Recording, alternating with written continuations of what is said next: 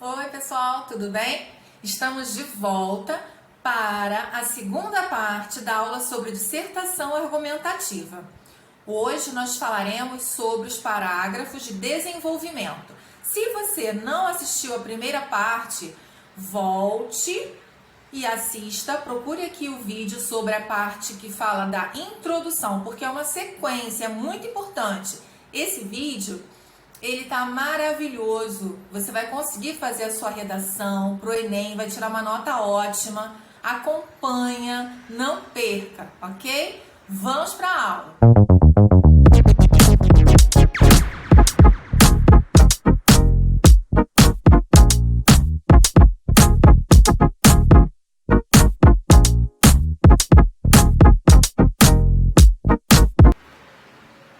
Então vamos para a análise dos parágrafos de desenvolvimento.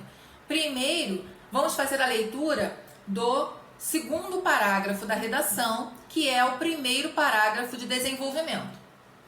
Nessa perspectiva, é importante analisar que as dificuldades relativas à retirada de documentos pessoais comprometem o acesso à cidadania no Brasil. Nesse sentido, ainda que a gratuidade do registro de nascimento seja assegurada pela Lei de número 9.534 da Carta Magna, os problemas associados à documentação civil ultrapassam a esfera financeira, haja vista que a demanda por registros civis é incompatível com a disponibilidade de vagas ofertadas pelos órgãos responsáveis, o que torna o processo lento e burocrático. Sob tal ótica, a realidade brasileira pode ser sintetizada pelo pensamento do sociólogo francês Pierre Bourdieu, o qual afirma que a violência simbólica se expressa quando uma determinada parcela da população não usufrui dos mesmos direitos, fato semelhante à falta de acesso à cidadania relacionada aos imbróglios da retirada de documentos de identificação no país. Esse parágrafo, ele foi estruturado com base no argumento que a candidata colocou na introdução. Isso a gente falou na primeira aula, tá? Então volte lá na primeira aula se você não assistiu. Esse parágrafo é todo estruturado em cima do primeiro argumento que está lá na introdução, ok? Vamos analisá-lo detalhadamente.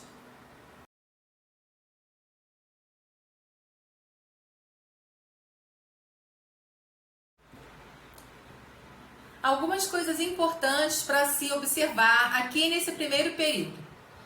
A autora aqui, ela faz a retomada do argumento que ela apresentou na introdução. Lá na introdução, ela disse que existe a burocracia que atrapalha a retirada de documentos, e aqui ela volta e fala de novo sobre isso com algumas palavras diferentes. Aqui ela usa dificuldades.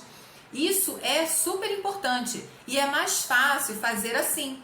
Começar o seu parágrafo de desenvolvimento retomando o seu argumento. Outra coisa importantíssima, iniciar a frase, iniciar o parágrafo com uma expressão coesiva. Nessa perspectiva, é uma expressão de coesão. Por quê? Está juntando o que ela disse antes com o que ela vai dizer agora. Durante toda a sua dissertação, você deve fazer isso. Utilizar esses elementos para que uma frase fique ligada na outra. Um parágrafo ligado no outro e uma frase ligada na outra. Assim você não vai perder ponto em coesão.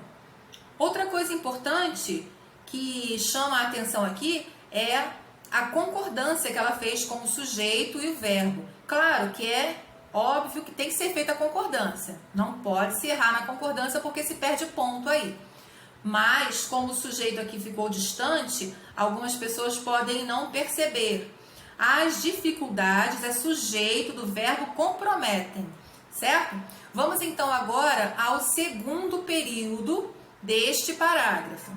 Neste período, a autora, ela detalhou a problemática que ela trouxe. Ela disse que existe a burocracia atrapalhando a retirada de documentos. Então aqui ela detalha como é que se dá esse processo. Ela diz o seguinte, que a demanda por registros civis é incompatível com a disponibilidade de vagas ofertadas pelos órgãos responsáveis. Ou seja, tem muito mais gente precisando do documento do que vagas para tirar esse documento. Outra observação, ela inicia o período com o elemento coesivo, com expressão coesiva, nesse sentido, fazendo a costurinha do período. Lá no final também, o que torna o processo é um elemento de coesão, é o pronome relativo que. Outra observação, ela utilizou um trecho de um dos textos motivadores, quando ela coloca aqui o número da lei, porque eu fiz a leitura dos textos motivadores da prova desse ano, de 2021, e um deles traz a lei, o número da lei. Ela utilizou. É uma coisa que se recomenda não fazer, certo? Mas só para deixar aqui registrado que ela utilizou. Vamos agora então ao terceiro período do parágrafo de desenvolvimento. Esses vídeos são um pouco mais longos porque a proposta é analisar a redação por completo. Então nós estamos fazendo a leitura de todos os parágrafos e analisando a estrutura, certo? Então eu gostaria de pedir que você deixasse seu like, seu comentário, o que você está achando até aqui. Inscreva-se no canal se você ainda não é inscrito, ok? E vamos à leitura do terceiro período do primeiro parágrafo de desenvolvimento. Este é o último período, é a frase que fecha o parágrafo. Aí a autora diz assim: sob tal ótica, a realidade brasileira pode ser sintetizada pelo pensamento do sociólogo francês Pierre Bourdieu. Olha só que interessante, ela vai fechar o parágrafo com uma citação, certo? E aí eu peço que você tenha atenção aqui para essa citação, não vou ler de novo porque nós já lemos, e perceba que é uma citação que poderia ser utilizada para inúmeros temas, tá bom? Porque ele fala de direitos, ele fala de igualdade de direitos, certo?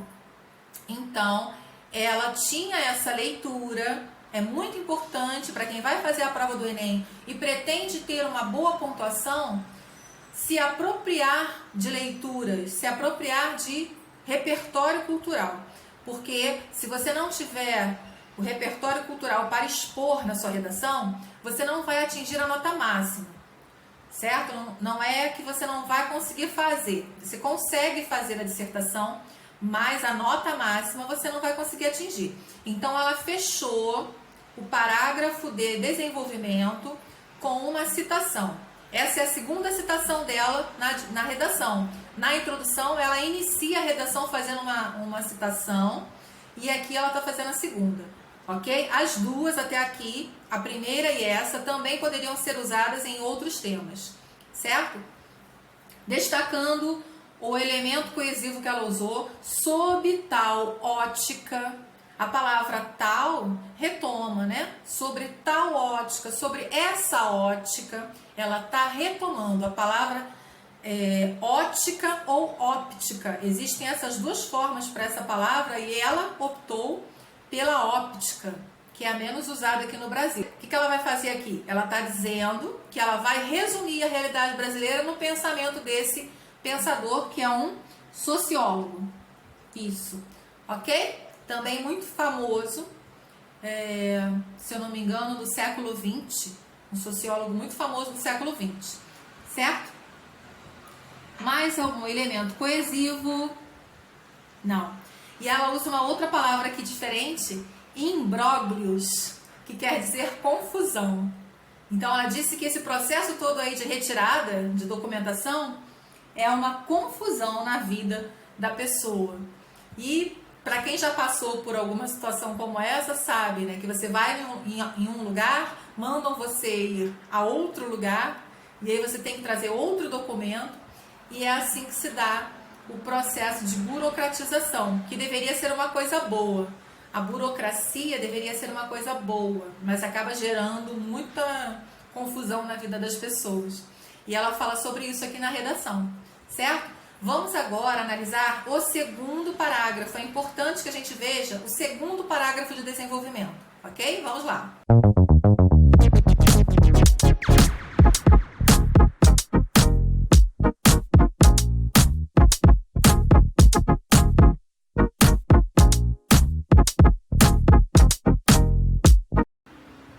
a estrutura do segundo parágrafo de desenvolvimento é idêntica à estrutura do primeiro parágrafo.